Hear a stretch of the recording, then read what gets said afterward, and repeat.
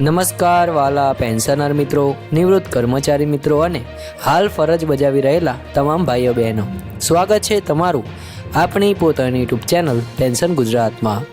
તો મિત્રો, આજના પેન્શન અને સેલેરી અપડેટમાં ખૂબ જ મોટી માહિતી તમારા સુધી પહોંચાડવાની છે। તો મિત્રો, આજે આપણે વાત કરવાના છીએ ગુજરાત રાજ્યના પેન્શનરો અને કેન્દ્ર સરકારના કર્મચારીઓ માટે જાહેર થયેલા વધારા, ખાસ કરીને 8મા પગાર પંચ વિશે આવેલી નવી અપડેટ, પેન્શન વૃદ્ધિની સીધી અસર અને બાકી રકમ એટલે કે એરિયર્સ કેટલા મળી શકે તેની સંપૂર્ણ ગણતરી, આ તમામ આપણે આ વિડીયોમાં મેળવવાના છીએ। મિત્રો, આજનો મુદ્દો ખૂબ જ મહત્ત્વનો છે, કારણ કે લાખો પેન્શનરો અને કર્મચારીઓ લાંબા સમયથી રાહ જોઈ રહ્યા છે કે 8મો પગાર પંચ ક્યારે લાગુ થશે, કેટલો વધારો મળશે અને જો વિલંબ થાય તો ફાયદો વધુ મળશે કે ઓછો। તો આજની આખી માહિતી બહુ જ સરળ ભાષામાં, કોઈ કોમ્પ્લેક્સ ગણિત વગર, દરેક સ્ટેપ બાય સ્ટેપ સમજાય તે રીતે સમજાવવામાં આવશે। તો મિત્રો, વિડીયોને અંત સુધી જરૂરથી જોજો, સ્કીપ કર્યા વગર। અને મિત્રો, એ પહેલાં જો તમે અમારી ચેનલ પર નવા હોય તો આ ચેનલને જરૂરથી સબસ્ક્રાઈબ કરી લેજો, કારણ કે પેન્શન ગુજરાત ચેનલ પર દરરોજ પેન્શનર તેમજ સરકારી કર્મચારીઓને લગતી તમામ માહિતી લાવવામાં આવે છે। તો મિત્રો, પહેલાં વાત કરીએ કે 8મા પગાર પંચ મંજૂરી મળી ગઈ હતી, પરંતુ અમલીકરણ બાકી। તો હાલની માહિતી મુજબ કેન્દ્ર સરકારે 8મો પગાર પંચ બનાવવા માટે મંજૂરી આપી દીધી છે, પરંતુ રિપોર્ટ બનાવવા, ભલામણો રજૂ કરવા, અંતિમ મંજૂરી લેવા આ પ્રક્રિયા હજુ સ્ટાર્ટ નથી થઈ। એટલે કે 8મો પગાર પંચ 2025 સુધી સમયસર લાગુ થશે કે નહીં એ વિશે હજુ સ્પષ્ટતા બાકી છે। પરંતુ અહીં એક સારા સમાચાર છે કે 8મો પગાર પંચ મોડું લાગશે તો કર્મચારીઓને વધુ ફાયદો થવાનો છે। જો તમે મિત્રો એવું વિચારી રહ્યા છો કે મોડું થશે એટલે નુકસાન થશે, તો એવું નથી। તેના બદલે જેટલો વધુ સમય તેટલો વધારે ફાયદો। જેટલો વધુ સમય કમિશન રિપોર્ટ લેશે એટલો વધુ ફાયદો કર્મચારી અને પેન્શનર્સ બંનેને મળવાનો છે, કારણ કે પેન્શન વધેલો મૂળ પગાર આધારિત ગણાય છે, HRA વધેલા પગાર પર આધારિત હોય છે, બાકી રકમ એટલે કે એરિયર્સ વધેલા મૂળ પગાર વત્તા HRA ઉપર થાય છે।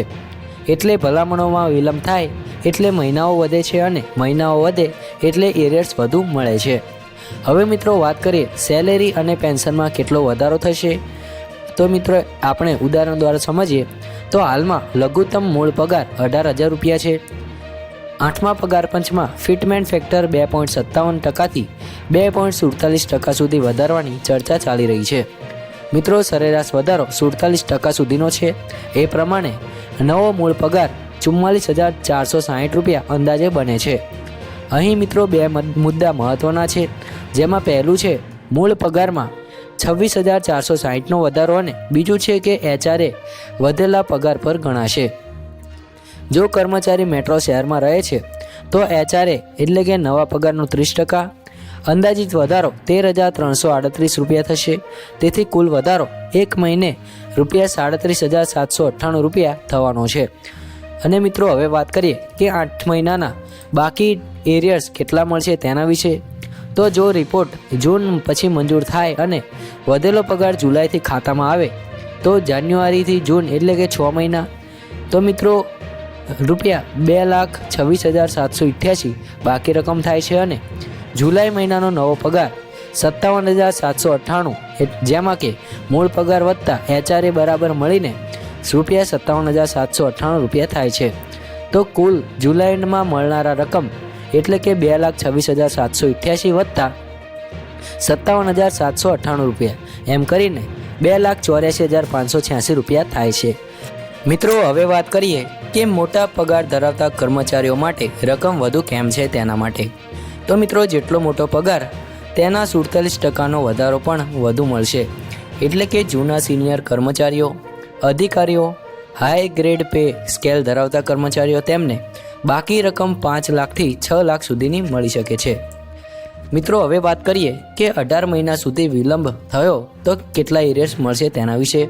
તો જો કમિશન પૂરા 18 મહિના લે છે તો 2025માં 2 મહિના, 2026માં 12 મહિના, 2027માં 4 મહિના, એમ કુલ મળીને 18 મહિનાનો સમયગાળો થશે, જેમાં 16 મહિના પે અને પ્લસ 2 મહિના એડજસ્ટ કરી ગણાશે।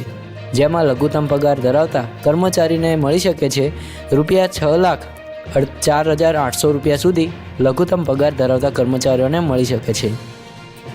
હવે મિત્રો વાત કરીએ કે જો ભલામણ ડિસેમ્બરમાં આવે તો લગભગ આ બહુ મહત્ત્વનું છે. જો ભલામણ ડિસેમ્બર 2025માં આવે અને અમલીકરણ જાન્યુઆરીથી થાય તો કોઈ બાકી રકમ નહીં મળે, કોઈ એરિયર્સ નહીં મળે, માત્ર નવો પગાર જ મળશે, જે હશે ₹57,798 રૂપિયા. તો મિત્રો આ હતી 8મા પગાર પંચની મળેલી અત્યાર સુધીની અધિકૃત અને વિશ્વસનીય માહિતી. કમિશન થોડું મોડું કરે તો મિત્રો ફાયદો કર્મચારીઓ અને પેન્શનરોને થવાનો છે. વહેલા ભલામણ આવે તો પણ એરિયર્સ મળવાની છે. મોડા રિપોર્ટમાં બાકી રકમ સૌથી વધુ મળશે. લઘુત્તમ પગાર ધરાવતા કર્મચારીઓને પણ 6 લાખ સુધી રકમ મળવાની પૂરેપૂરી શક્યતા છે. મિત્રો આ સમગ્ર માહિતી માત્ર તમારી સુવિધા માટે સરળ રીતે સમજાવવામાં આવી છે, જેથી કોઈ પેન્શનર મિત્ર, નિવૃત્ત કર્મચારી અને હાલ ફરજ બજાવતા ભાઈઓ તથા બહેનો સરળતાથી સમજી શકે. નવી માહિતી પ્રાપ્ત થતાં જ આગળની માહિતી મિત્રો આપવામાં આવશે.